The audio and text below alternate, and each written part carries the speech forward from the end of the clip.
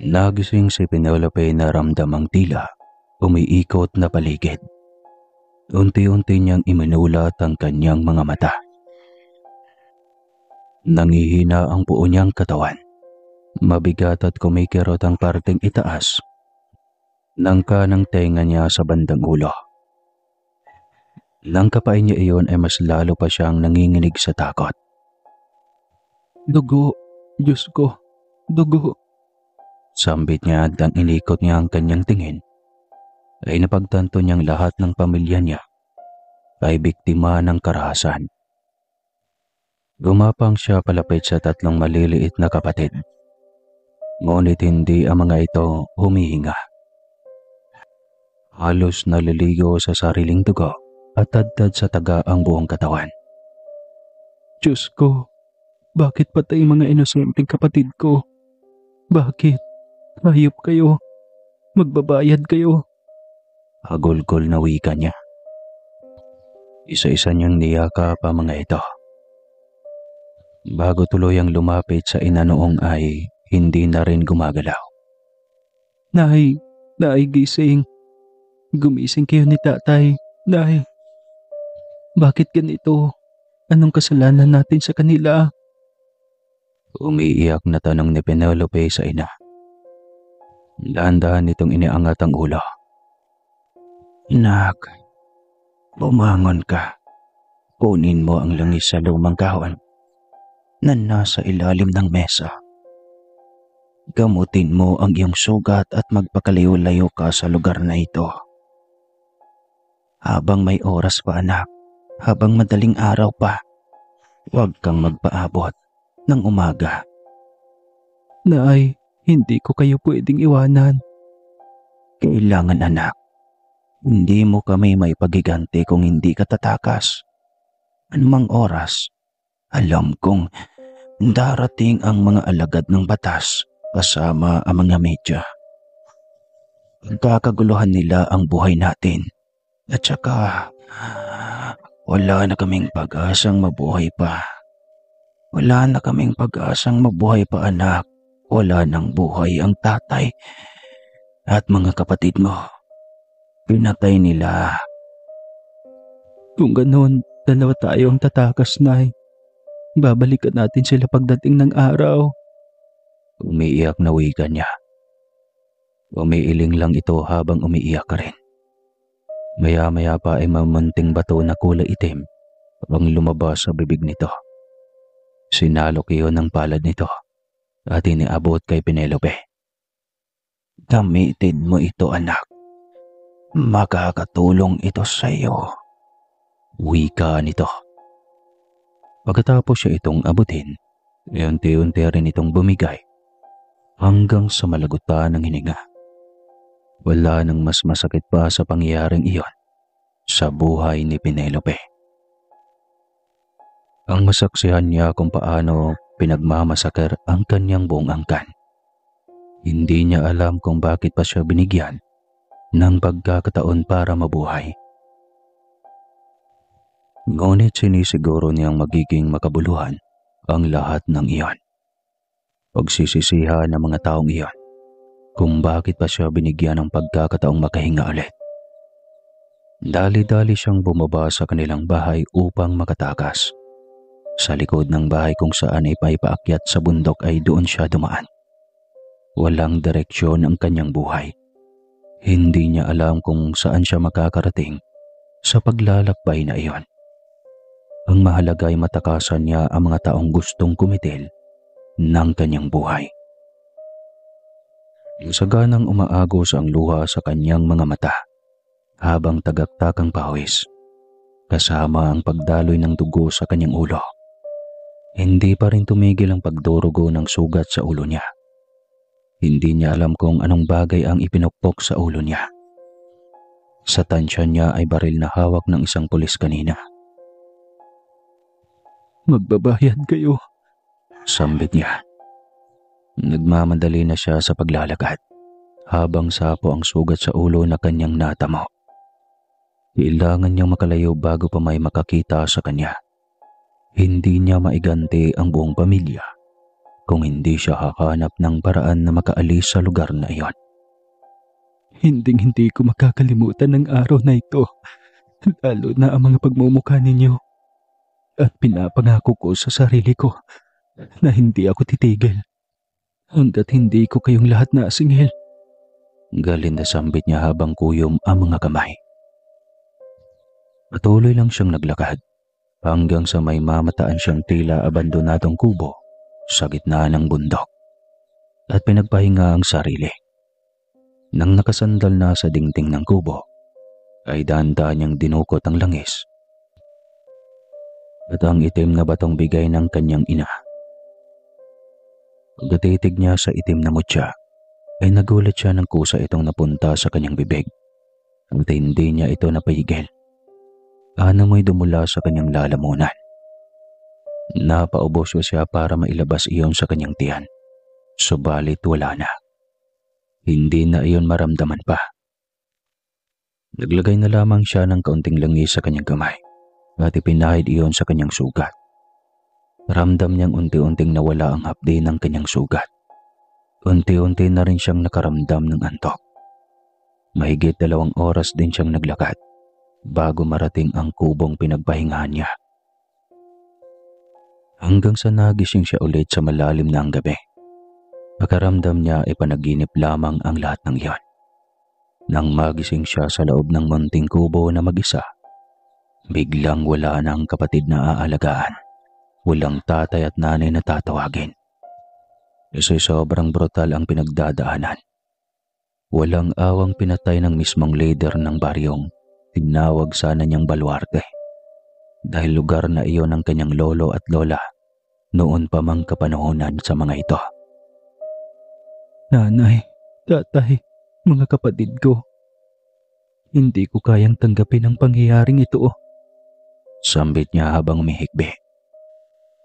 Bigla siyang natahimik nang biglang narinig ng tila may katuwaan sa lugar na iyon. Paano? Nasa gitna naman ako ng gubat. Takang tanong niya. Dala ng pagtataka ay dinala siya ng kanyang mga paa sa pinagmula ng tugtugin. Nagulat siya nang pagdating niya sa unahan ay sobrang liwanag ng lugar. Tila iyon ay isang kapiyastahan. Paano nagkaroon ng kuryente sa gitna ng bundok? Takang tanong niya ulit sa kanyang sarili. Diretso pa rin siyang naglakad palapit sa lugar. Ang ganda ng paligid. May mga malalaking bahay at tila ba may nakahandang piging sa isang bakuran na pinalamutian ng mga bulaklak. Amiga, bukod tangi kang pinagpala dahil narating mo ang aming lugar. Nais kitang imbitahan sa aking pagdiriwang ng aking kaarawan. Wika ng isang babaeng tansya niya ay kaidaran lang niya. Bagarang damit ang suot nito. Isang mamahaling gown na madalas ay mayayaman lang ang may kakayahang magsuot dahil sa mahal ng halaga. Tinignan nito ang kanyang ulo. Hinaplos ang parte na nagdamo ng sugat. Pagkatapos ay naramdaman na lang niyang naging magaan na ulit ang kanyang ulo. Wala na siyang naramdaman na kung anong kirot pa doon. Kinumpirma niya ito. Hinaplos ang parteng may sugat at napaawang ang bibig niya. Nang maramdamang buo at halos wala siyang maramdaman na peklat ng sugat doon. Naku, salamat kaibigan. Anya habang nakasunod dito. Walang anuman. Ang ganda naman ng lugar niyo, ang yaman niyo. Sambit niya ulit. Ngumiti lang ito habang inabutan siya ng baso na may lamang Diyos. Buong buhay niya ay noon lang siya nakatikim ng ganun kasarap. At kakaibang Diyos na hindi niya maipaliwanag ang sarap ng lasa. Ngunit kahit napakasarap na ng Diyos na iyon, ay pagkaramdam niya ay nauuhaw pa rin siya na hindi niya maintindihan. Ilang sandali pa ay inanyayahan na siya nitong umupo sa mesa para kumain na kasabay nito. Nagpatayo na itong naglakad kaya sumunod siya dito. Isang naka-uniforme na parang sa katulong ang bumulong sa kanya. Huwag kang kumain ng itim na pagkain. Babala nito. Nilingon niya ito ng may pagtataka. Kumisap ang mga mata nito ng maraming beses. Nagpapahiwatig na tumahimik siya at huwag itong kausapin. Umiwas siya agad ng tingin dito sa katulong at hindi maintindihan ang kanyang nararamdaman sa mga sandaling iyon. Bigla siyang nakaisip na magpaalam na at gusto na niyang magpahinga. Mag-isa ka lang sa kubong iyon, kaya bukas ka na umuwi. Alam kong hindi maganda ang nangyari sa iyo. Kaya huwag kang matakot, ha? Huwag kang mangamba sa amin. Hindi kami masama. Uwi ka nito. Napasulyap siya sa kaninang katulong. Walang reaksyon sa mukha nito. Bigla itong tumayo at nagpaalam na may tatawagin sa loob. Kaya nakakuha siya ng pagkakataon na makausap ang katulong. Bakit hindi ako pwedeng kumain ng itim na pagkain? Tanong niya agad dito. Sapagkat ang pagkain iyan ay pagkain ng mga engkanto. Oras na kumain ka, magiging katulad ka nila at hindi ka na makakauwi pa sa mundo ng mga tao. Pero huwag kang matakot sa kanila. Mabubuti sila at mapagkaibigan. Katunayan, isa akong tao dati. Naligaw ako dito sa kanilang mundo. Walang nagbigay babala sa akin tungkol sa itim na pagkain. Kaya ito ako ngayon, naging kagaya nila. Mahabang kwento nito. Napatitig siya sa mga itim na pagkaing nasa kanyang harapan. Parang gusto niyang kainin ang mga ito. Dahil wala rin naman siyang babalikan na pamilya sa mundo ng mga tao. Ngunit naisip niyang hindi pa niya nabigyan ng hustisya ang pagkamatay ng kanyang buong pamilya. Hindi siya pwedeng magtago, hindi pwedeng walang hustisya para sa kanyang pamilya. Babalik siya sa mundo ng mga tao para sa paghihiganti niya. Lumayo sa kanyang katulong at saktong pabalik ng magandang babae na nagdala sa kanya. Tingnan niyo aking ina, siya ang bago kong kaibigan. Uwi ka nito. Magandang araw po, ako po si Penelope. Naimbitahan po ako dito ng inyong anak. Magalang na wika niya. Magaling, Tabita. Ganyan nga dapat marunong kang makipagkaibigan sa kabilang dimensyon. Wika ng ina ng dalagang engkantada. Tabita pala ang pangalan mo. Nakalimutan kong magtanong kanina. Ayos lang, makilala mo rin naman ako. Oo nga, salamat sa pagdala mo sa akin dito. Pero sana, kung pwede, ay uuwi na ako. Bakit ka ba nagmamadali? Wala lang. Pagod lang ako. Gusto ko lang sanang makatulog. Nababasa ko ang lungkot sa mga mata mo. May malaking problema ka, hindi ba? Pwede ka namang magkwento habang kumakain tayo. Ikaw ang pipili ng gusto mong kainin. Walang mamimilit sa'yo. Kung alin dyan ang gusto mong kainin. Litanya ng ina ni Tabita. Nagulat siya dahil sa ibang kakayahang meron ito. Ngunit ramdam niyang may kakampi siya sa mga oras na iyon. At hindi na nga niya napigilan ang pagpatak ng kanyang mga luha. Inumpisahan niyang ikwento lahat. At sobrang nahabag ang kalooban ng mga ito. Salamat dahil kahit papaano naibsan ang sakit ng aking puso. Aniya matapos magkwento. Walang anuman, huwag kang mag-alala. Handa kaming tulungan kang makabangon at makalimot. Kung gusto mo, ay dumito ka na lang muna. Salamat po pero kailangan ko makapagiganti para sa ikatatahimik ng mga kaluluwan ng aking pamilya. Aniya. Kung ganon, may ibibigay ako sa iyo. Sabat ng ina ni Tabita. Kinuha nito ang kwenta sa liig nitong yari sa mamahaling mga bato at diamanting itim. Nahihiya siyang tanggapin iyon at ayaw niyang isipin na isa siyang oportunista. Huwag ka nang mahiya, ordinaryong alahas ko lang ito. Hindi gaanong mahalaga, kaya ibinibigay ko sa iyo dahil pwede mo itong ibenta. Makakatulong ito sa pagbabago ng buhay mo hanggang sa matupad ang plano mong paghihiganti. Nang marinig niya iyon ay hindi na siya nag-alinlangan ulit na tanggapin iyon. Salamat kamahalan. Tatanawin ko malaking utang na loob sa inyo ito. Hindi ko akalaing dito ako mapapadpad pagkatapos ng dilubyong iyon sa buhay ko. Anya, ngiti lang ang naging reaksyon nito. Maging si Tabita na siyang nagdala sa kanya roon. Ipinapangako niyang hindi masasayang ang pera na halaga ng alahas na iyon. Magtatapos siya ng pag-aaral. Babalikan niya ang opisyal ng pulis at mga kasamang tanod nito na siyang kumitil sa buhay ng kanyang buong pamilya. Pagbalik niya sa abandonadong kubo ay hindi siya makapaniwala sa kanyang nasaksihan. Hindi niya akalaing may buhay sa isang dimensyon ng mundo. Inititigan niya ang hawak na napakagandang kwintas. Napakabigat at napakaganda. Kung hindi niya kailangan ng pera ay hindi niya ito ibebenta. Tiyak na limpak-limpak na salapi ang magiging kapalit ng hawak niyang alahas. Habang malalim ang pag-iisip, ay muli na naman niyang naramdaman ang kanina pa niya iniindang bagay. Sobrang tuyot ng kanyang lalamunan. Parang may gustong lumabas sa kanyang tiyan. Parang gusto niyang masuka.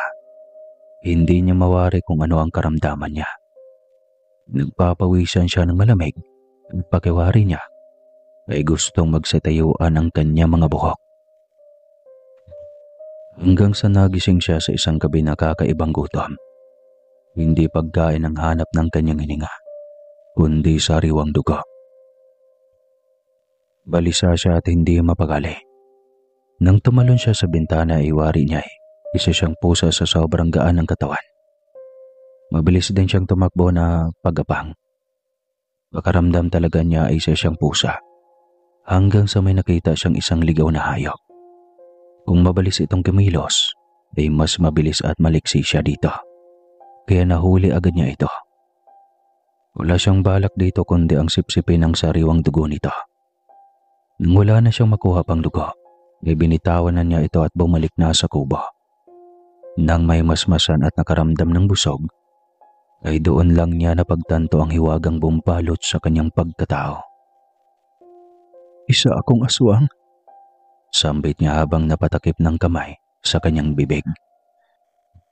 Doon lang niya napagtanto na ang itim na batong kusang pumasok sa kanyang bibig galing sa kanyang ina. Ay isa pala itong mutya ng aswang. Kaya pala, kanya sa sarili. Nang mapagtanto kung bakit ginawa ang karasang iyon sa kanyang pamilya. Marahil ay minsang nahuli ang kanyang ina sa pagiging aswang nito. Pero bakit kailangan patayin, lalo na at dinamay ang mga inosenteng kapatid ko? Hindi ko matatanggap, magbabayad kayo. Sambit niya sa kanyang sarili. Madaling pa lang nang bumaba siya ng bundok para pumunta ng bayan. Gagawa siya ng paraan para makarating ng lungsod. Doon siya magsisimula ng bagong buhay at babalik sa tamang panahon. Mabilis na dumaan ang araw, buwan at mga taon. Parang kailan lang ang nangyari sa kanyang pamilya. At aminin niyang hanggang sa kasalukuyan ay nananatiling sariwa sa puso niya ang lahat. Hanggat wala siyang hustisya na makukuha, hindi siya titigil sa kanyang planong paghihiganti. Makalipas ang 10 taon, isa na siyang matagumpay na manananggol. Isang kailan lang ay ikaw sa atape. Ngayon ay handa ng balikan ng lugar kung saan nangyari ang bangungot sa buhay niya. Ibabalik niya sa mga dating may gawa sa pamilya niya ang lahat ng sakit at bangungot na dinanas niya noon. Attorney Penny, bakit naman mas pinili mo itong maliit na bayan na pagsilbihan kaysa doon sa lungsod? Mas maganda ang buhay doon. Tanong ng kanyang sekretarya. Hayaan mo muna, Ima. Pagkatapos ng kailangan ko dito, ay balik lungsod din naman tayo. Anya sa kanyang sekretarya. Sinadya niyang balikan ang bayan kung saan sakop ang baryo na dati niyang tirahan. Malaki ang pinagbago ng lugar. Medyo may kalakihan na rin ang interes ng utang sa kanya ng pulis na nagbigay bangungot sa kanyang buhay. Dekada na mula nang mangyari iyon. Kaya hanggang sa kaapu-apuhan nito ay wala siyang ititira. Attorney Payne? Bakit mo nga pala pinapaimbestigahan si retired General Lieutenant Isamulag? Tanong ng kanyang sekretarya. Gawin mo lang ang trabaho mo, Emma. Wala na sa trabaho mo ang tungkol sa angkan ni Isamulag. Itiko mo na lang ang bibig mo. Utos niya. Tumahimik ito at inubala na ang sarili sa trabaho nito. Samantalang, isa-isa niyang inaral ang kinokolektang datos mula sa angkan ng kriminal na ulo ng pagsumasakir sa kanyang pamilya. Discover niyang may mga nakapending na kaso ang dating general. Maging ang anak nitong sekretarya sa Kabanang Bayan ay may nakapending na kaso na tila ba'y sinadyang huwag halongkatin. Alam niyang dahil sa lakas ng impluensya ng angkan, kaya halos nalimot na ang mga nakahaing kaso sa mga ito. Hindi ito obra sa akin, anya sa kanyang sarili. 2 uri ng atake ang gagawin niya sa mga ito. Ataking pisikal at ataking panloob. Hindi lang sakit ng ulo ang ibibigay niya sa mga ito, kundi sakit rin ng katawan. Agad siyang nagpatawag ng media. Kailangang mailabas at maungkat ang naging tahimik na kaso ng mag-ama. Nagulat na lamang ang mga ito nang lumaganap sa buong bayan ang nananahimik ng kaso ng mga ito. Ayok, tawagin niyo si Atty. Losyo. Galit na utos ng retired general. Wala na po siya, General. Bago nang nakaupong judge ng regional court dito sa ating bayan. Anunsyo ng kanang kamay nito. Galit na galit si Isamulag nang malaman iyon. Kaya naman pala nahalongkat ang kaso ng angkan nito. Hindi ba ako kilala ng pipitsuging abogada na yan? Manda siya sa akin. Masisira ang buhay niya sa akin. Galit na wika nito. Samantalang kinagabihan ay agad na tinungo ni Penelope ang ibinigay na address sa kanya ng kanyang tauhan. Ang address ng mamamatayang taong si General. Madadaan na lang ito sa tahimik na hustisya. Bakit kailangan pang pahabain? Naganyong pusa siya habang patungo sa lugar ng General. Mabilis rin siyang nakarating dahil sa mahikang ginamit niya, na siyang nadiscover niya sa sarili mula noong unang araw na nakatikim siya ng sariwang dugo. Malapit na siya sa malaking bahay ng dating General. Mula sa harapan ay umikot siya sa likod. Doon ay masukal at puno ng malalaking kahoy. Madilim ang parte ng likod bahay ng dating General. Kailangan na naman niyang maging isang ibon upang makapasok ng mabilis, lalo na at mataas ang pader sa likod ng bahay. Ngunit hindi pa man siya nakapasok nang makita niyang may nagbukas ng bintana ng likod bahay. Nagulat siya at natigilan nang makita ang biglang pababagong anyo ni General Isamulag. Hindi siya nagkakamali. Kahit tumanda na ito, alam niyang ito ang General. Pambihira, pinatay mo ang aking magulang. Iyon pala ay ikaw ang perwisyo at pahamak na aswang sa bayang ito.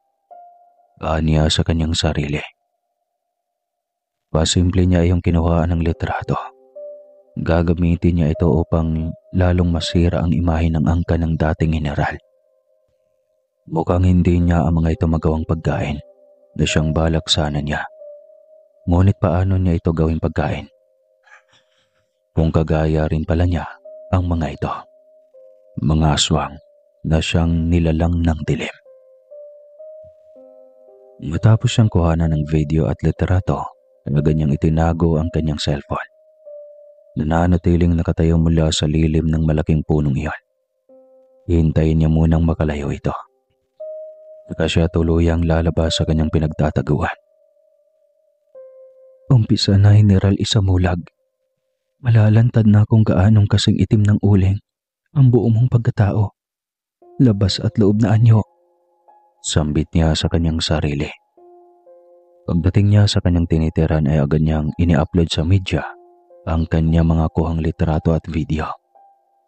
Malalim na ang gabi subalit mabilis pa rin kumalat ang kanyang naipost online. Kanya-kanyang reaksyon at komento. Napatawa pa siya dahil nabasa niya sa mga komento ang pangalan ng General.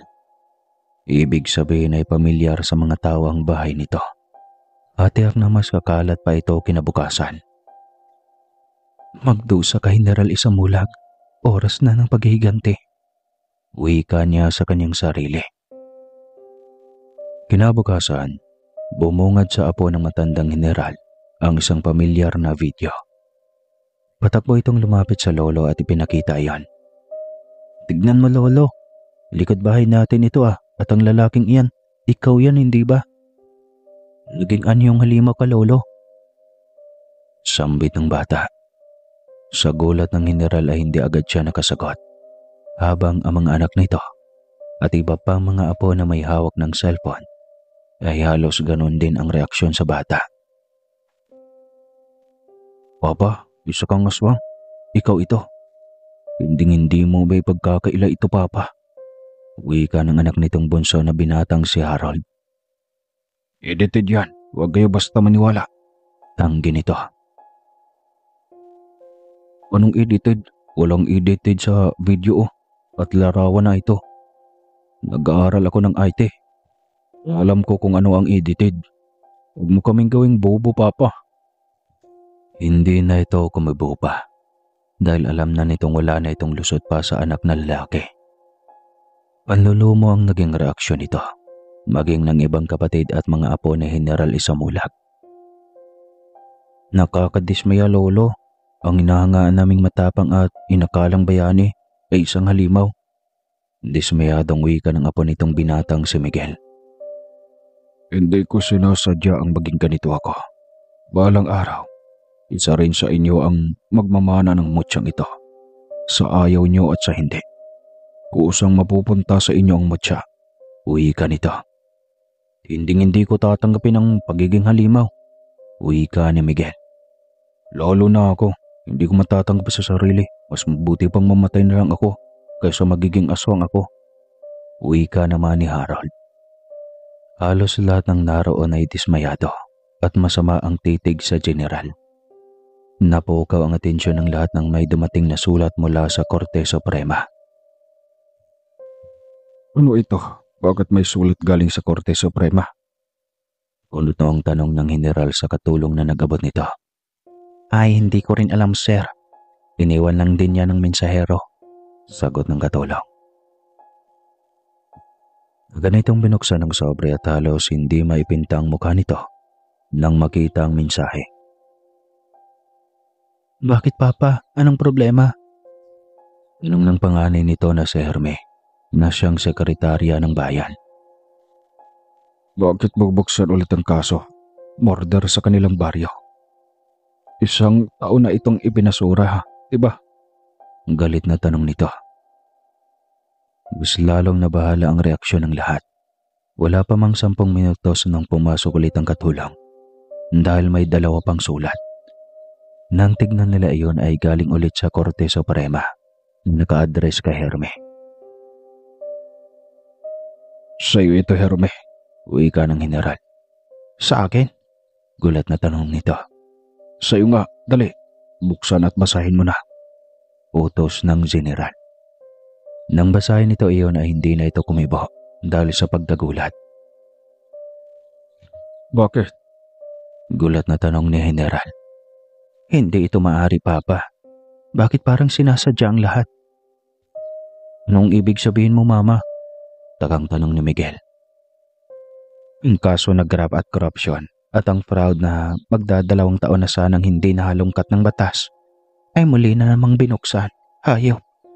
Sino ba ang nasa likod ng lahat ng ito? Magbabayad siya.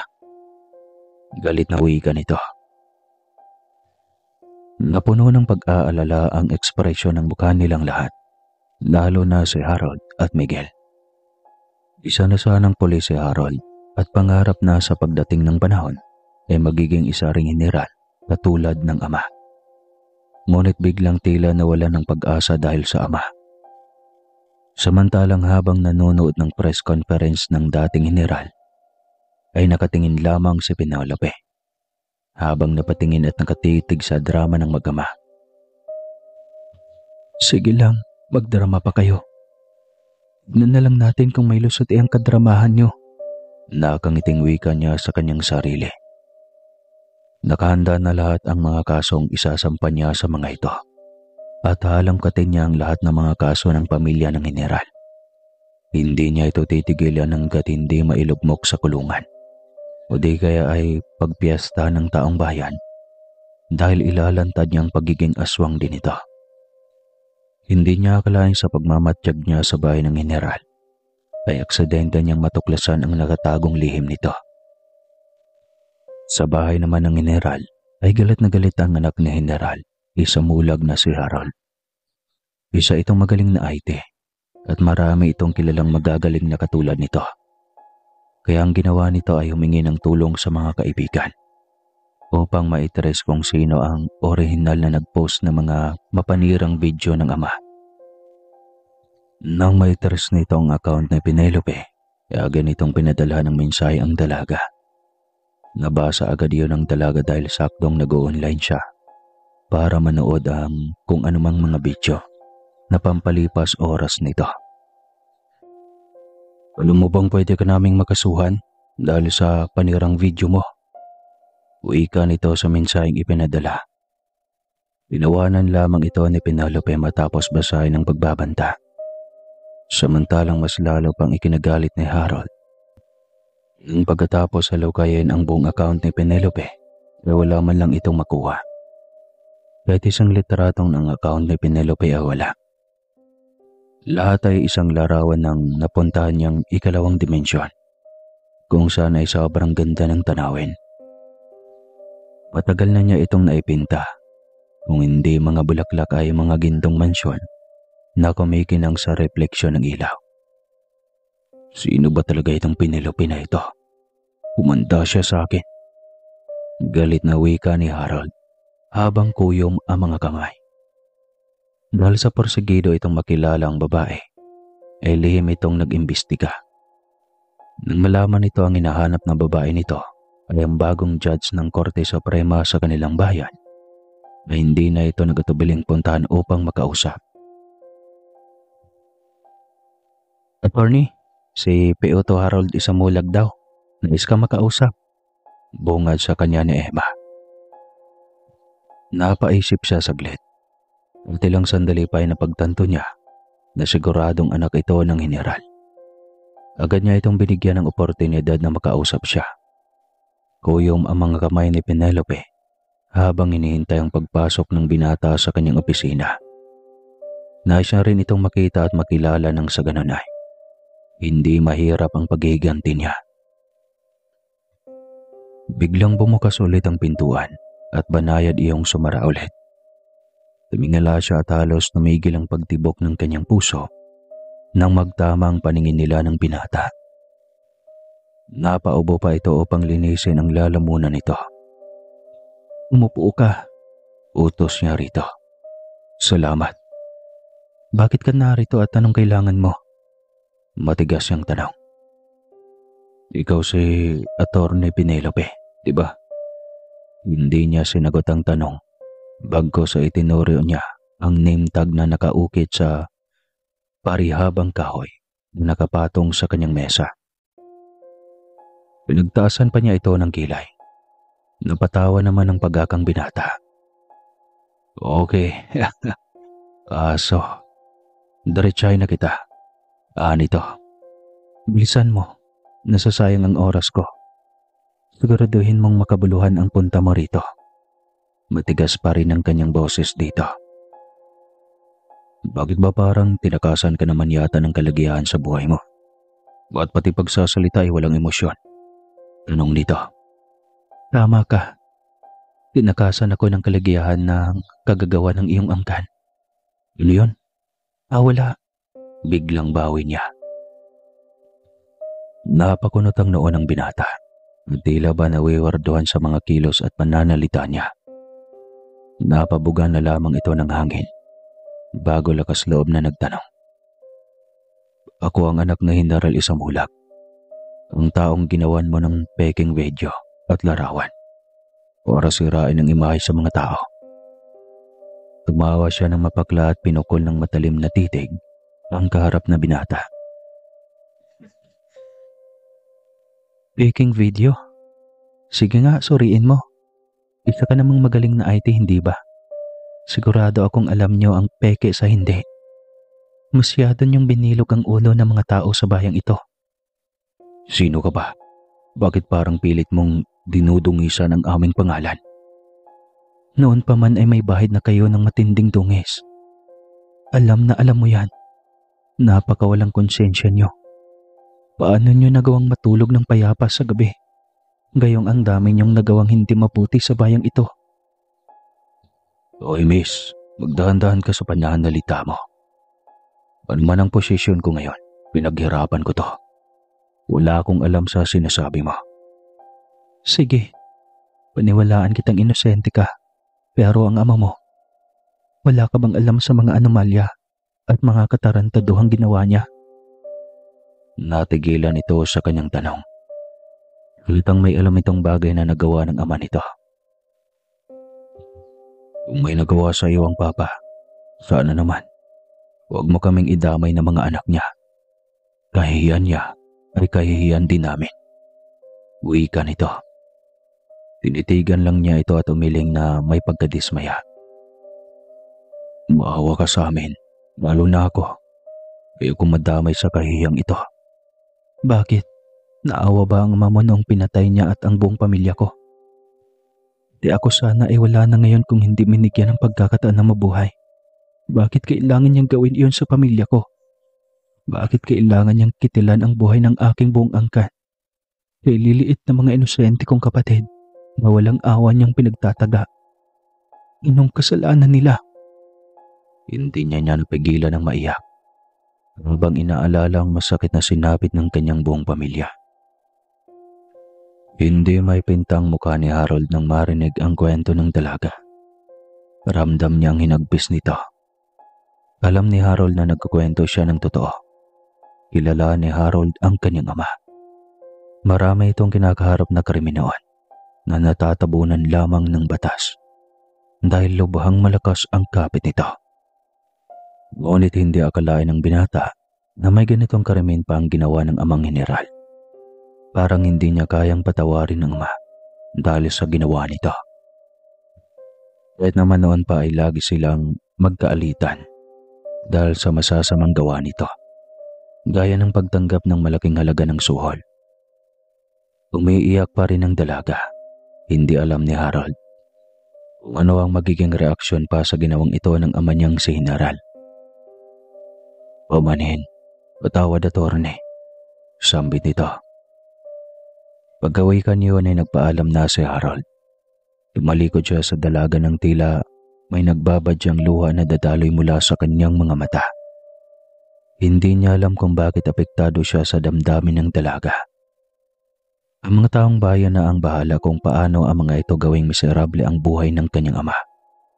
Hindi naman siya nagkulang noon sa pagpapaalala sa kanyang ama. Lahat ng mga ginagawa nito, hindi man agad bumabalik ang karma, ngunit alam niyang pagdating ng araw, ay sisingilin pa rin ito ng buo. Agad niyang pinausad ang sasakyan palayo. May mga susunod pa siyang gagawin sa pagkakataong ito. Kailangan niya nang maitama ang lahat na hindi magandang gawain ng kanyang ama. Hindi siya sigurado kung kaya pa niyang maisalba ang buhay ng ama. Gayong hindi lang korte ang maghahabol dito, maging ang mga ginawa nito ng masama dati. Alam niyang isa-isa na ang mga itong nagsilabasan.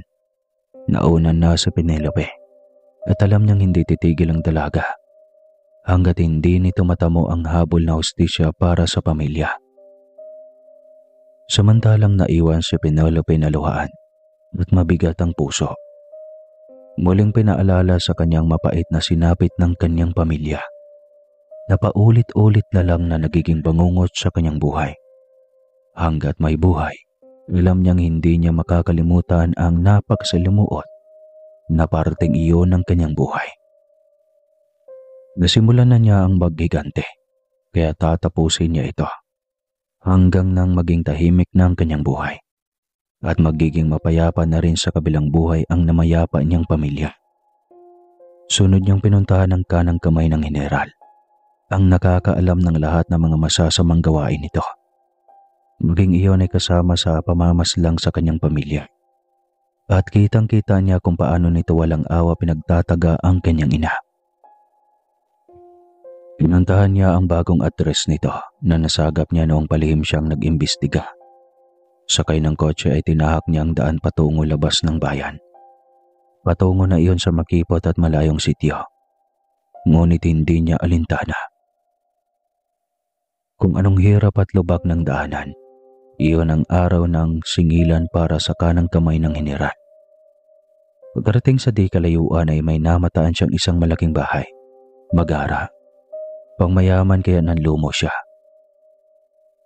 Tiyak ito ang suhol ng demonyong Heneral dahil sa pagiging loyal nito sa kanya, sa utak niya. Ngunit sa pagkakaalam niya ay mag-isa na lang na namumuhay ang matanda. Ayon sa nasagap niyang balita, ay naaksidente ang van na bigay ng Heneral sa pamilya nito. At kasama lahat ng buong pamilya ng tauhang iyon ng Heneral. Kasama ni Casolomon si Heneral isang mulag nang mangyari ang aksidente. May mahalagang lakad ang mga ito, kaya hindi nakasama sa lakad ng buong pamilya. Marahil ay iyon na rin ang kabayaran sa masamang ginawa nito sa kanyang ina. Bago siya lumabas ng kotse, matapos siya iyong iparada, ay nagpahid siya ng langis sa buong katawan. Namanat ang kanyang mga buto matapos magpahid ng langis. May inusal siyang kung anong salitang Latin na kusa niyang natutunan sa pagdaan ng panahon. Makalipas ang ilang saglit, ay unti-unti na siyang nagiba ng anyo. Isang nilalang na may sa paniki ang anyo. Bilog ang mga matang nagbabaga sa dilim. Mahaba ang pangil at mga kuko sa paa at kamay. Hindi na siya nagsayang pa ng oras. Agad niyang binuksan ang kotse at lumipad patungo sa bubong ng bahay ni Casolomon. Pagdapo pa lang niya ay narinig niya agad ang matapang na sigaw ng matanda. "Huwag mo akong takutin na aswang ka. Kilala kita." Sigaw nito. Napakunot ang kanyang noo. Paano naman ito nakilala agad siya? Gayong dekada na siyang nawala sa lugar. Hindi nga nito alam na tumatandang dalaga na siya bago nakabalik sa lugar dahil masyado niyang pinaghandaan ang lahat. Sa galit niya ay kinuskus niya ng mahabang kuko ng kanyang paa ang bubong nitong gawa sa yero. Mas lalong nagalit ang matanda. Lumabas itong may dalang baril at pinagbabaril siya. "Ang tapang mo pa rin, tanda. Tignan natin kung hanggang saan iyang tapang mo." Anya sa sarili. Alam niyang delikadong suungin ang bala ng baril dahil maaari niya iyong ikamatay. Ngunit kailangan niyang maging matapang sa pagharap nito. Dahil ito na ang araw ng kanilang pagtutuos. Bumulusok siya ng lipad paitaas at bumabang pabulusok rin. Patungo iyon sa kinaroroonan ng matanda. Diretso tadyak sa dibdib nito, kaya tumilapo ng baril at tumihaya ito sa lupa.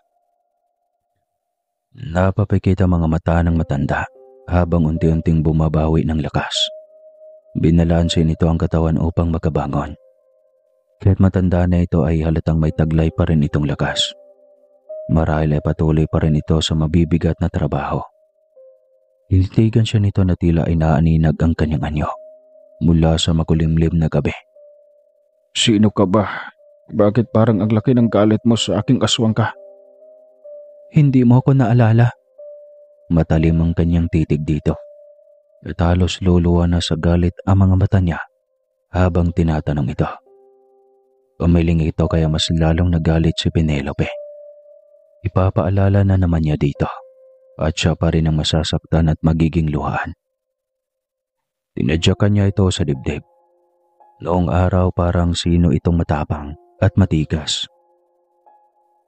"Hindi ka naman siguro angkan ni Heneral Isamulag dahil naging tapat naman ako sa angkan niya." "Tama. Sa sobrang tapat mo sa kanya. Nawalan na ng hustisya ang mga taong inosenteng pinatay niyong dalawa." Natigilan ng matanda sa kanyang sinabi. Kumunot ang noo nito habang pilit na inaalala kung sino. Marahil ay maraming naging biktima noon ng Heneral. Kasama nito kaya hindi na nito magawang maalala pa lahat. Nakalimutan mo yata. Ipaalala ko lang sa'yo. Ang isang pamilya na may 4 na anak, mga inosenteng anak na maraming pangarap sa buhay. Ngunit pinatay niyo lahat. Tila nagulat ito sa kanyang sinabi at napaupo habang unti-unting umuusog palayo. Tinawanan niya ang naging reaksyon nito. Bakit? Natatakot ka ba? Tanong niya. May natitira ba sa angka na iyon? Pinatay na namin lahat iyon bago sinunog ang buong bahay. Noon ba ang pagkakaalam mo? Oo, binalikan pa namin ang bahay na iyon at sinunog. Pinalabas na nasunog lahat ng kamag-anak at ang sanhi ay napabayaang lampara. Kwento pa nito kahit nahihirapan ng huminga. Muling sumikip ang kanyang dibdib sa galit. Gusto niya itong turugin at gagawing dinuguan. Galit na siya dito habang inaalala kung paano nito pinatay ang kanyang ina. Nilupaitan niya ito at sinakal. Walang parenong ibinuhos ang galit niya dito. Nagsisigaw ito at nagmamakaawa ng gusto. Mistolang bingi si Penelope habang patuloy sa pagsakal sa nangihina ng matanda. Hanggang sa tuluyan na itong binawian ng buhay. Hindi masarap ang atay at puso mong matanda ka, ngunit uubusin ko pa rin. Makaganti man lang sa kahayupan mo. Aniya sabay dukot ng puso nito. Wala siyang naitira kahit kahuli-huli ang peraso nito. Sunod ay ang atay nito. Walang kahirap-hirap niyang pinunit ang tiyan ng matanda. At pagkatapos ay binunot ang atay ng matanda. Sinisigurado niyang hindi masali ang napakapait na apdo nito. Baka matulad sa tinulang bangus ng kanyang sekretarya.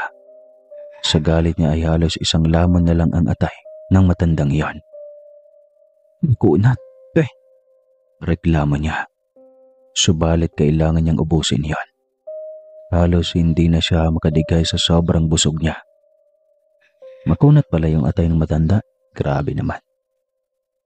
Tumayo na siya at tinikot ang tingin sa buong paligid. Buti na lang at hindi uso ang CCTV sa matandang ito. Walang bakas ng ebidensya na may iwan, gaya ng ginawa ng mga ito sa kanyang buong angkan. Ito ang tunay na hustisya. Power. Anya sa kanyang sarili. Lumipad siya patungo sa kanyang kotse at doon na bumalik sa natural niyang anyo.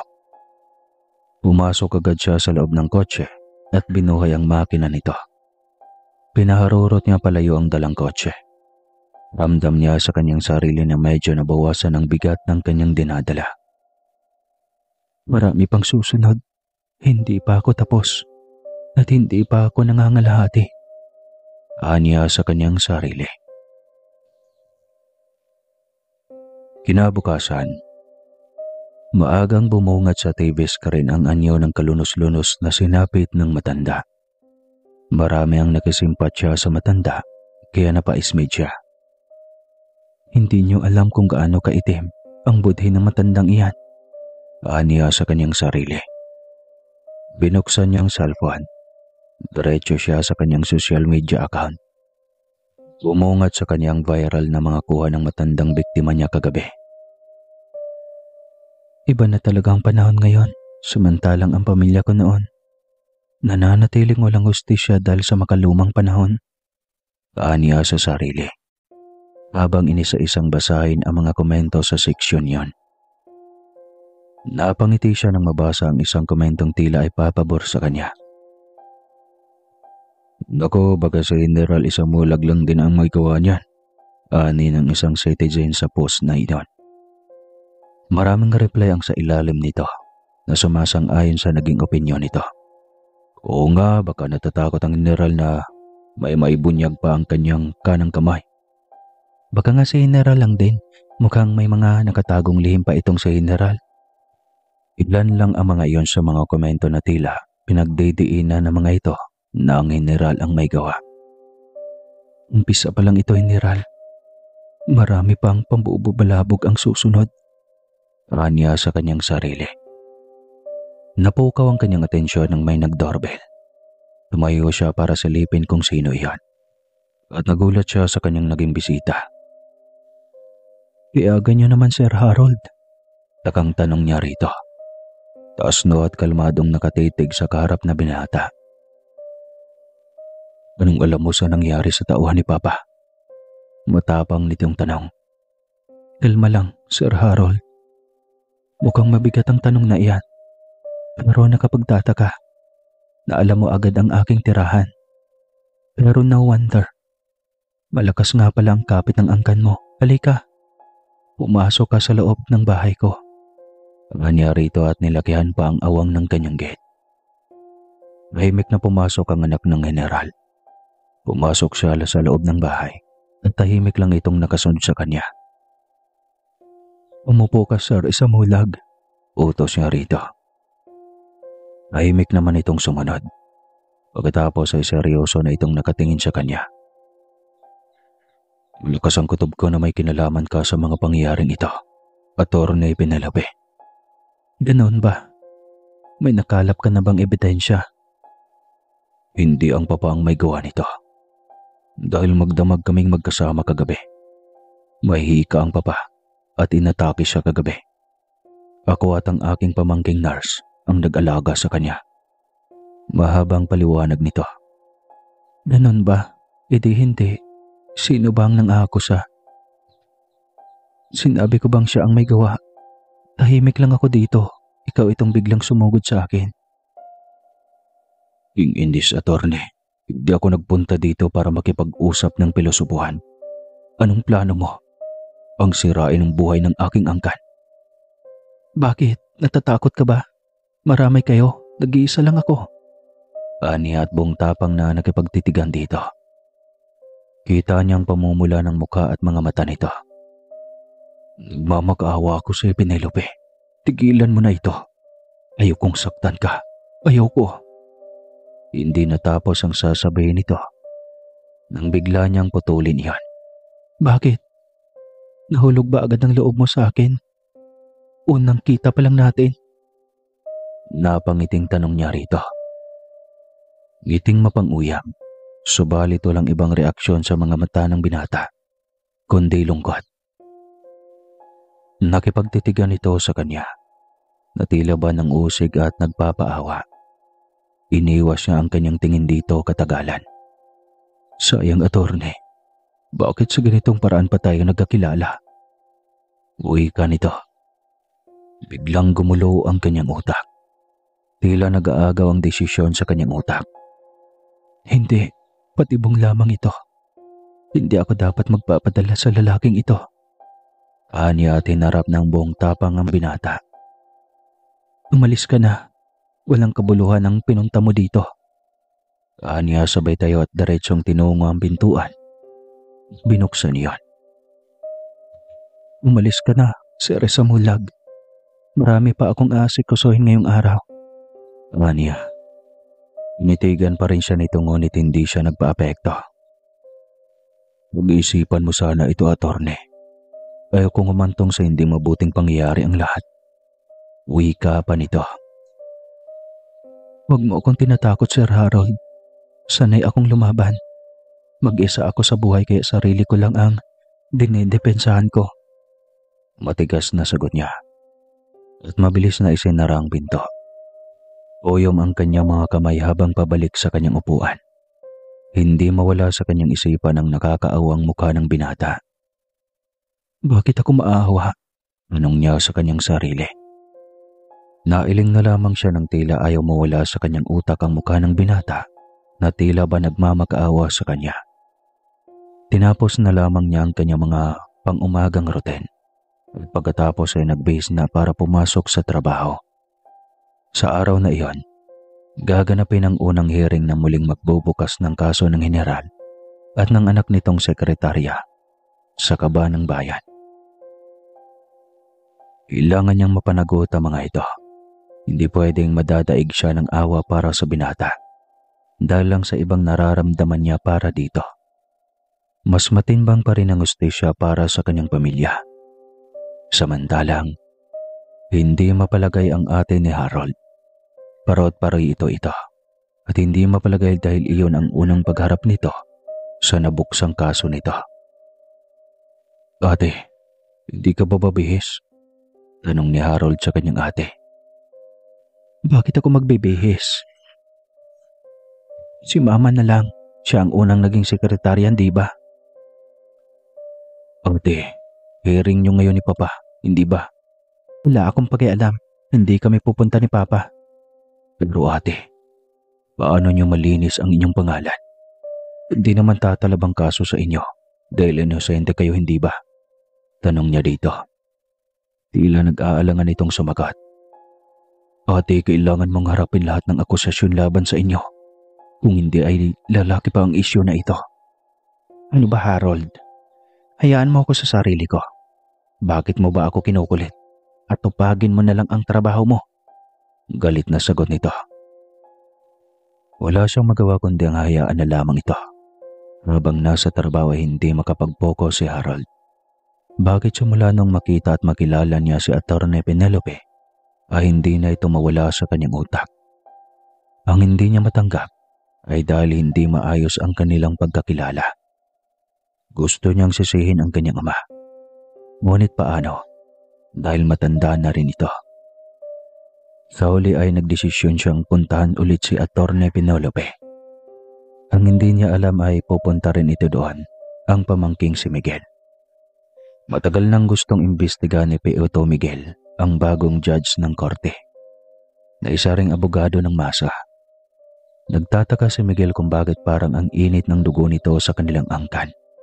Kaya sa mismong araw na iyon ay pinuntahan nito si Penelope. Araw iyon kung saan hindi sisipot ang ina nitong sekretarya na sinampa ng kasong graft at istapa noon pa man. Pagdating sa pintuan ay nakasalubong ni Miguel ang isang babae. Nagmamadali na tila ba'y may hinahabol. Halos mapatulala dito ang binata. Sa unang pagkakataon ay tila na estatwa siya at napasunod ng titig sa isang babae dahil sa kakaibang ganda nito. P.O. Miguel, naparito ka pala. Tawag ng isang kakilala nito. Napalingon doon si Emma. Pupuntahan ko na sana ang bagong judge sa loob. Si Penelope ang pangalan daw niya. Wika nito. Narinig yun ni Emma kaya nilapitan niya ito. Hinahanap mo ba si Atty. Penelope, sir? Tanong ni Emma dito. Biglang tumigil ang lahat sa paningin ni Miguel. Napatitig lang siya sa mukha ng dalaga. Kanina lang ito naglalakad na tila ba nagmamadali. Ang akala niya ay nakalayo na ito. Hindi niya akalaing nasa harapan na niya ito ngayon. Bumalik ako nang marinig tila may kailangan kayo sa boss ko, sir. Wala siya ngayon sa loob. May mahalagang lakad siya ngayon. Hindi rin kasi humarap sa korte si Secretary Josefa. Paliwanag ni Emma. Ina ko si Secretary Josefa. Mataas ang blood pressure niya ngayon. Kaya hindi siya pinayagan ng kanyang doktor na lumabas ng bahay. Pagsisinungaling ni Miguel. Ganon po ba? Sige po, aalis na ako. Paalam ni Emma. Ngunit bigla itong hinarangan ng binata. Bakit po, sir? Tagang tanong ng dalaga. Ako nga pala si P.O. Miguel. Maaari ba kitang makilala? Ako po si Emma, Sir Miguel. Sekretarya po ako ni Atty. Penelope. Ganon ba? Saan ka pala pupunta at nagmamadali ka? May emergency kasi sa amin, Sir Miguel. Kailangan kong umuwi ng lungsod ngayon na. Ganon ba? Butin na kita. Walang ilinlangang alok ng binata. Kunot na ang dalaga at hindi pa niya kilala ng lubusan ng kaharap. Pasensya na po, sir, pero ngayon lang kita nakita. Hindi pa kita gaanong kakilala kaya malabang magtitiwala agad ako sa iyo. Diretsong sagot ni Emma. Hila na pahiya naman ang binata sa naging sagot ng dalaga. Humingi ito ng paumanhin at inalok ang dalaga na ihatid na lang kahit sa terminal ng bus. Para lamang sinyalis na naging magkaibigan na sila. Gusto lang kitang kilalanin pa kaya pakiusap. Umayag ka naman Magtiwala ka sa akin. Kahit hanggang terminal lang pakiusapan ng binata. Ila naawa naman ang dalaga sa opisyal na pulis. Kaya kahit nag-aalangan na ay pumayag na lang ito. Total ay hanggang terminal lang naman. Samantalang saktong pagdating ni Harold, ay siya ring pag-alis ng kotse ni Miguel. Tanaw pa ng binata kung paano nito alalayan ang sekretarya ni Penelope papasok sa kotse nito. Nagtaka si Harold habang nakasunod ang tingin sa mga ito. Kailan pa nagkakilalang dalawang iyon? Tanong niya sa kanyang utak. Matapos maiparada ang kotse, ay bumaba na lamang siya para puntahan si Penelope sa opisina nito. Isang kakilala ang nakasalubong din ng binata mula sa loob. Kay Atty. Penelope ka rin ba pupunta, Sir Harold? Ako, wala po siya sa loob. Ganun ba? Saan daw pumunta? Wala rin akong ideya. May mahalaga rin sana akong pakay kaso wala. Sarado ang opisina. Nito. Bumalik na lamang siya sa kanyang kotse. Patungo siya sa kanyang opisina.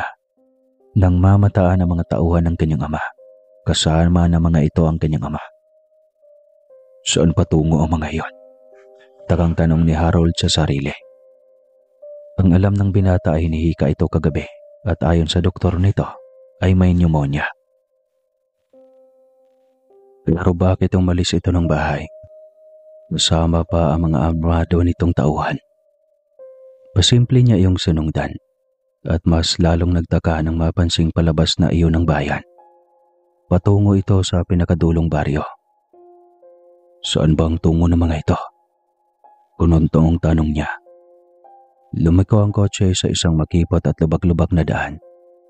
Nagadistansya siya ng mga 300 metro, kaya hindi siya mahalata ng mga ito na nakasunod. Makalipas ang halos 1.5 oras mahigit na biyahe, ay narating ng mga ito ang isang tila asyenda. Hindi alam ni Harold kung kaninong pag-aari iyon. Ngunit mataman lamang siyang nakasunod sa mga ito. Nang makapasok na sa mataas at saradong gate, at saka lang niya ulit pinausad ang sasakyan. Sa labas ng gate siya huminto at naghanap ng paraan kung paano makapasok. Inikot niya ang pader at saktong may maliit na butas doon na kasya ang katawan ng isang tao. Buong loob siyang pumasok dahil na-entrega siya kung ano ang meron sa loob. Iba ang pagkaramdam niya sa mga oras na iyon. Pagpasok sa loob ay bumungad sa kanya ang napakataas na tumpok ng mga tuyong mangga. Tila sinadya iyong iharang sa butas. Marahil ay may nakawan sa loob na nangyayari. Kaya mayroong ganong butas at sinadyang tabunan ng mga basura para hindi mapansin. Maingat siyang nagmatsyag. Pagapang siyang lumapit sa kinaroroonan ng tila isang rest house. Hindi niya masasabing pag-aari iyon ng kanyang ama. Dahil kahit minsan ay hindi ito sinabi ng kanyang ama sa kanila. Isang rest house lang ang madalas nilang bakasyonan noon at nasa norteng gawi iyon. Ang rest house na pinasok niya ngayon ay sa gawing kanluran. Isang kotse pa ang kanyang napansin, katabi sa kulay itim na van na pag-aari ng kanyang ama. Napatitig siya dito nang mapansing tila pamilyar ang kotseng iyon. Atty. Penelope ito. Anya sa kanyang sarili. Patakbo siyang lumapit doon at nagkubli pa sa likod ng van ng ama. May naririnig siyang bangayan mula sa loob. Ibig sabihin ay may kaalitan ang kanyang ama. Agad siyang lumapit sa pintuan at maingat na nagmatsyag at nakinig. Napagtanto niyang totoo ang kanyang hinala. Nasa loob ng hideout na iyon si Penelope at nagbabangayan sila ng kanyang ama. Huwag kang magmamalinis, attorney. Sakri namang aswang, kaya nga pinatay ko ang angkan mo dahil masyadong salot sa lipunan. Uwi ka nito. Kalibutan mo na lahat ng iyon, attorney. Isipin mo na lang na kung hindi nangyari ang bagay na iyon sa kanila, edi wala ka ngayon sa kalagayan mo. Dinig ni Harold na litanya pa rin ng kanyang ama. Napakahayop mo talaga, General. Wala kang puso. Galit na bulyaw ni Penelope. Huwag ka nang magmaang-maangan pa, attorney.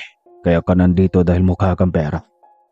Nandito ka dahil ibebenta mo sa akin ang video at litrato noong nag-anyong aswang ako, hindi ba? Galit na tanong ng Heneral. Hindi iyan. Alam mo kung ano ang usapan natin. Wala akong interes sa pera. Kaya ako nandito dahil ang sabi mo, naipon mo ang mga abon ng labi nila tatay at mga kapatid ko. Kahit iyon lang ang tanging alaala ng aking pamilya sa akin. Nasaan na? Huwag mong sabihin na niloko niyo ako. Galit na tanong ni Penelope. Humalakhak lamang ang Heneral at maya-maya pa ay humakbang ito papalapit sa dalaga. Napakahangal mo ng oring manananggol ka. Akala ko ba matalino ka? Bakit naisahan lang kita? Halimaw ka talaga, Heneral. Halimaw ka rin naman. Akala mo ba maitatago mo habang buhay ang katauhan mo? Ilalantad kita. Kagaya ng pagpapahiya mo sa akin. Ano ang gagawin mo? Tanong ni Penelope. Papatayin kita kung hindi mo gagawin ang iutos ko sa iyo. Ngayon mag-ibang anyo ka na. Dahil ibibidyo kita. Nababaliw ka na, Heneral. Hindi ko gagawin yan. Kung aswang man ako, napakalayo ko sa iyo. Dahil ako naging ganito ako dahil sa salin lahi. Ngunit kailanman ay hindi ako kumain ng lamang loob. Maliban na lang sa kanang kamay mong demonyo katulad mo. Wala ka gaya, Atty. Penelope. Sinasabi ko na nga ba? Ginawa mo ang bagay na iyon para iakusa sa akin ang taong bayan. Sirang-sira ang imahe ko dahil sa iyo. Galit na wika ng Heneral.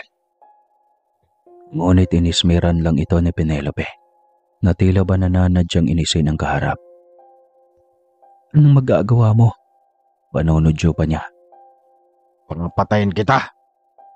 Sigaw nito, sabay bunot ng barel. Gayon pa man ay hindi natitinag si Penelope sa pananakit nito. Handa na siya sa pag-atake nito. Ilang beses na siyang ininsayo ang sarili para sa tapatan nila ng Heneral. At ito na malamang ang araw na iyon. Bibilang ako ng 3. Kailangan mong mag-ibang anyo sa harapan ko ng mga tauhan ko. Kung hindi, ubusin ko ang bala ng kalibre 45 na ito sa katawan mo. Utos nito sa kanya sabay tutok ng baril. Baliw ka, Heneral. Baliw na kung baliw. Bibilang ako ng 3.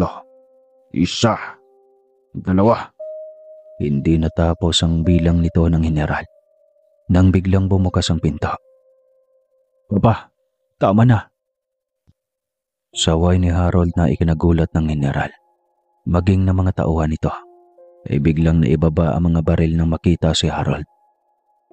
Bakit ka darito, Harold? Galit na tanong ng Heneral. Sinundan kita, Papa. Hindi ba dapat ginawa iyon? Umuwi ka na. Hindi, Papa. Kung uuwi ako, dapat kasama ka. Tigilan mo na sa Penelope. Masyado nang marami ang atraso mo sa kanya. Ako pa ang may atraso sa kanya. Alam mo kung ano ang pinaggagawa ng babaeng ito sa buhay ko, Harold? Sinira niya ang pangalan ko, ang imahe ng ating pamilya. Ikaw rin ang dahilan kung bakit niya ginawa ang bagay na iyon, Papa. Alalahanin mo rin ang napakalaking atraso mo sa kanya. Hindi hantong sa ganito kung hindi mo pinatay ang pamilya ni Penelope. Litanya ng binata. Haliw mo ang mga iyon, anak. Salot sa baryo natin. Sila ba talaga pa? Usod diyang sa kanila mo gustong ipahako ang lahat ng mga krimen na nagawa mo. Sandali, Harold. Bakit parang napapansin ko na sa kanya ka kumakampi? Ano? May relasyon kayo ng babaeng ito? Tinarantado mo ako? Anong klaseng tanong yan, Papa? Sa tingin mo ba, mamahalin pa ako ni Penelope pagkatapos ng kalimonyohang ginawa mo sa kanyang pamilya? Wala kang kaluluwa, Papa. Huwag kang maniwala sa babaeng ito. Ang gusto niya ay masira ang ating pamilya. Papatayin ko ang babaeng ito. Wika ng Heneral at kalabitin na sana nito ang gatilyo ng baril. Nang biglang mag-anyong malaking paniki ang dalaga. Napakabilis lahat ng kilos ni Penelope.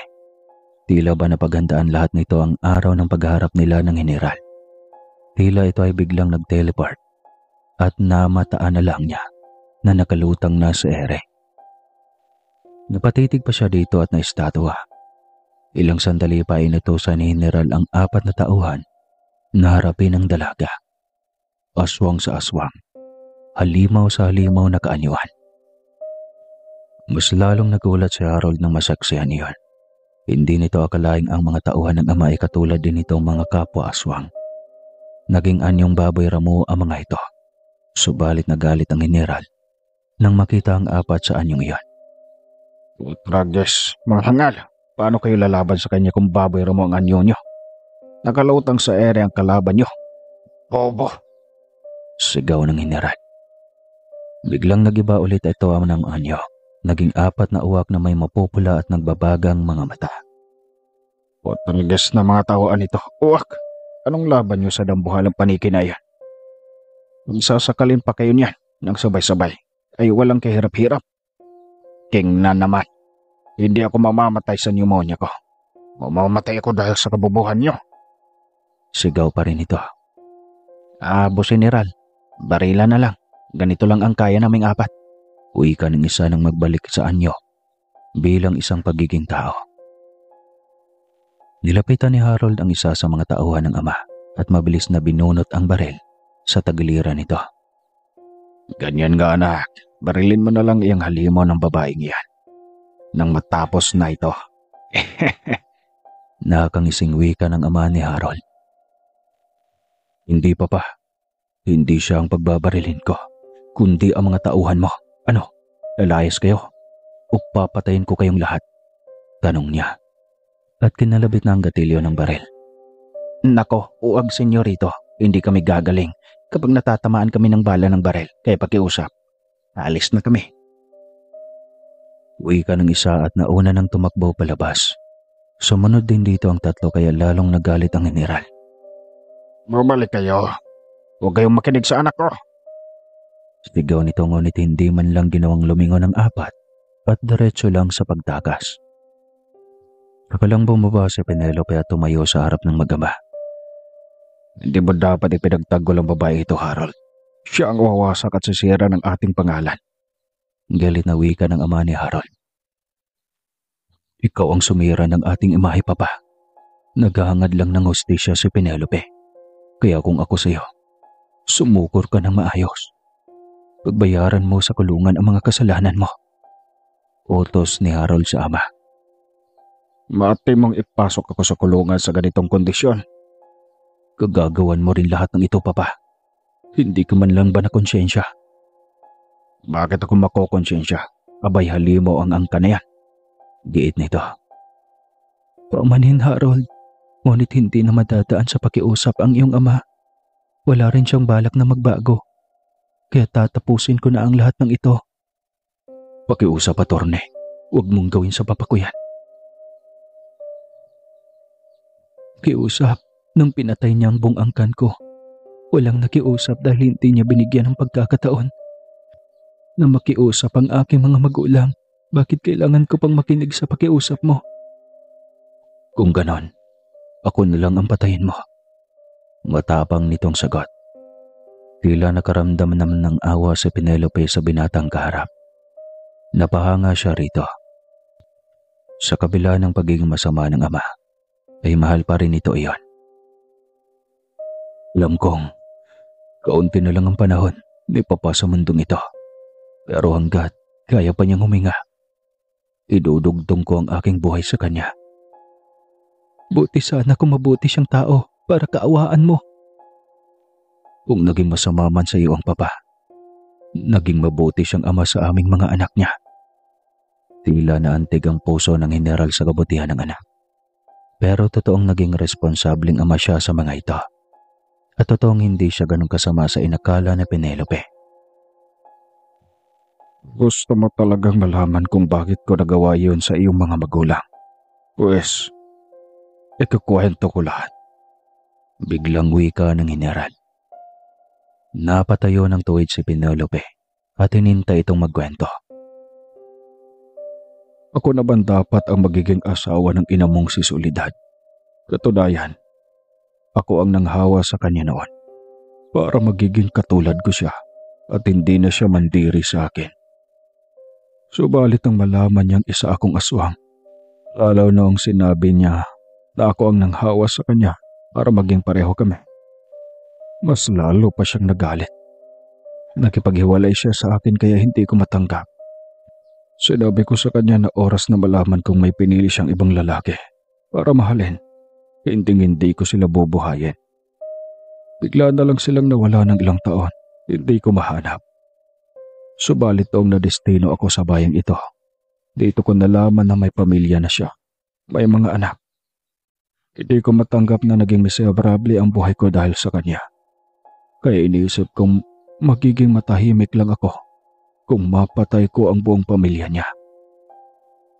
Hindi matigil ang mga luhang dumadaloy sa mga mata ni Penelope. Hindi pa rin yon rason para kitilin nito ang buhay. Lalo na ang mga inosenteng kapatid niya. Akala ko ba matalino ka, General? Sa malit na bagay, gagawin mong dahilan. Pinatay mo ang mga inosenteng bata. Sumbat niya. Siguro para sa iyo, isang maliit na bagay. Pero para sa akin, hindi. Naging miserable ako ng ilang taon. Nailing na lamang si Penelope. Hindi niya napansin na tinutukan na pala siya ng baril ng General. At kakalabitan na nito ang baril nang biglang niyakap siya ni Harold. Bakit mo ginawa yon? Ganong nang binata ng unti-unting bumibigat sa balikat ni Penelope. Demonyo ka talaga, General. Galit na sambit ni Penelope. Hindi, anak, Harold. Bakit mo naman ginawa yon? Dahil hindi siya kagaya mo, General.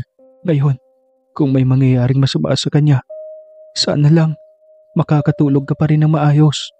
Wika niya. Umiiyak ito ng umiyak habang nilapitan ang anak na yakap-yakap ni Penelope. Hindi niya ito binitawan sa kabila ng bigat na naramdaman niya. Binalansi pa niya ang katawan para hindi mabuhal. Tinawag ng General ang mga tauhan nito. Agad pinagtulungan buhatin si Harold papuntang van para isugod sa ospital. Tulala lamang si Penelope nang maikarga na si Harold sa loob ng van. Alam niyang hindi na ito aabot ng ospital. Wala rin siya magagawa para madugtungan ang buhay nito. Diretso na siyang umuwi. Siguradong hindi siya makakatulog hanggat hindi niya malalaman kung anong balita sa anak ng General. Ilang saglit pa isang flash report ang pumukaw sa kanyang atensyon. Binawian na ng buhay si Harold dahil hindi naging matagumpay ang pagkuha ng bala dahil tumagos ito sa baga nito. Nailing na lamang si Penelope sa sobrang awa sa binata. Niligtas siya nito mula sa sariling ama nito. Siya dapat ang namatay kung hindi sinalo ng binata ang balang iyon. Si Harold ang kanyang tunay na bayani. Ang ama nitong General ang siyang bangungot sa kanyang buhay noon pa mang kanyang kamusmusan. Gusto niyang madaliin na ang kaso ng matandang General at ng anak nitong babae. Hindi na siya makapaghintay na mabulok ang mga ito sa kulungan. Lalong naging mainit ang dugo niya sa General dahil sa ginawa nito sa anak nito. Subalit wala pang isang oras nang may flash report ang tungkol kay Harold. Ay muli na namang bumungan ang isa pang flash report. Patay na si General Isamulag dahil nag-suicide ito matapos malaman na wala na ang anak. Nailing na lamang si Penelope matapos mabalitaan iyon. Kung nakinig lang sana ito sa anak na binata, noong sawayin nitong tumigil na sa kasamaan nito. Ngunit tunay ngang may mga taong mataas ang karbo sa sarili. Kung kaya't ang karbo ng mga ito ang siyang papatay rin sa mga sarili nito. Tapos na ang misyon niya sa baryong iyon. Wala na ang nag-iisang buhay na habol sana niya.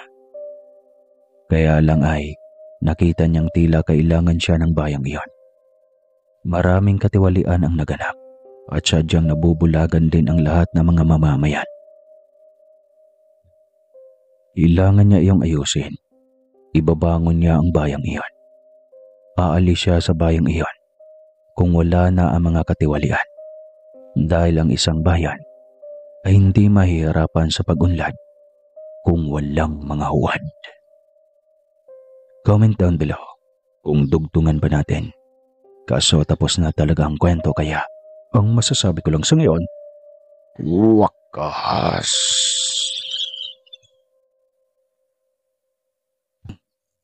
Maraming salamat po sa lahat ng hindi nakakalimot mag-subscribe sa channel na ito at magkomento. Pagpalain kayo palagi.